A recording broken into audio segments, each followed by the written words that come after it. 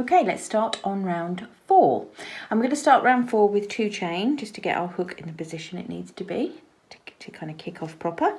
And next up we're going to do 2 front post treble, but what I mean by that is we're not going to do 2 around 1 like we did before. We're going to do 1 around each of the front post treble from the previous round. So yarn around the hook, we're going to find the first of the front post trebles, that's this one here. And just in the same way, it's a little bit more crowded behind there, but don't worry. Just in the same way, put your hook from the front of the work behind the post of the treble and bring it out through the front again, from the back to the front. So you can see the hook is sitting behind the post of that treble. That's the position it's going to be for each of these as we go around. So that's 1 front post treble. We're going to do the second one around the next front post treble. So it's this one here. Okay, so again, hook through from front to back, goes behind that post and then comes back through from back to front. All right, so that's our second front post treble. Okay, we're now going to do 2 chain, 1 and 2, and we're going to put a treble in that little chain that chain space that we've made in the previous round. So just 1 treble in there. Don't forget we're working UK terminology. Right, so 1 regular treble there, nothing exciting about that one. Same again then, we're going to do another 2 chain the other side of it, 1 and 2. And we're going to sort of even up things by doing a front post treble around each of these 2 here. So, you know, it's logical. We're going to make sure every little part of this gets treated in the same way, if that makes sense. You're just making eight petals of this mandala flower. So just another little reminder, that's where your hook goes through and makes your front post treble. And I'm going to finish up this repeat with 2 chain. Let me take my hook out and let's have a look. Okay, so if I sort of flatten that out a little bit, you'll see, if we look at these ones here actually, you'll see that you're starting to get the effect of that being 1 continuous stitch, 1 continuous long piece of work going up, 1 continuous long piece of work going up.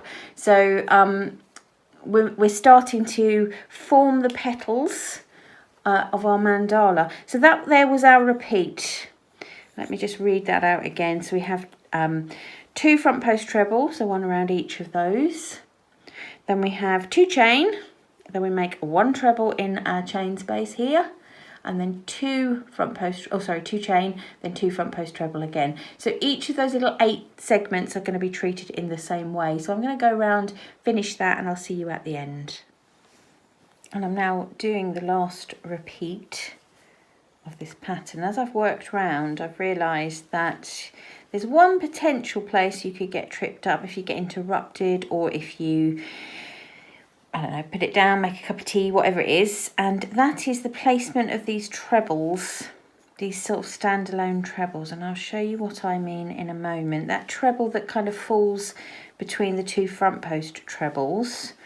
Let me just finish this last repeat and I will show you what I mean. So if you recall right back at not the first round, but the second round, we made 3 trebles, didn't we? We made little groups of 3 trebles, and then we've started working with the front post trebles to kind of extend them up and out. So there's one of our original groups of 3. And we've started sort of front post trebling around them, and they are, like I said, blossoming out into the petals. Now, those standalone regular trebles should sit between 2 sets of front post trebles, and they will sit directly above the centre treble of the first of those, you know, one of those little groups that you made in round 2, directly above that. I'll tell you why I'm telling you this, because I just did exactly what I told you.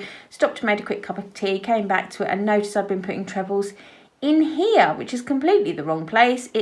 I've been putting them in, you know, between 2 sections, and that is not the right way to do it at all, people, not the right way at all.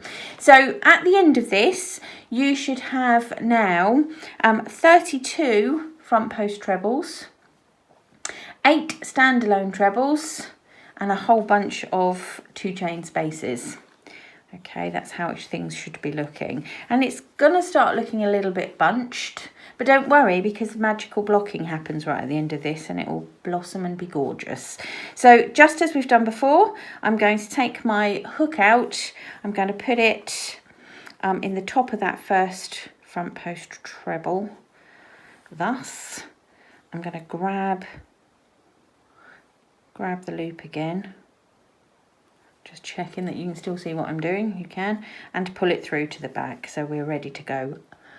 Again, we're ready to go now with round 5.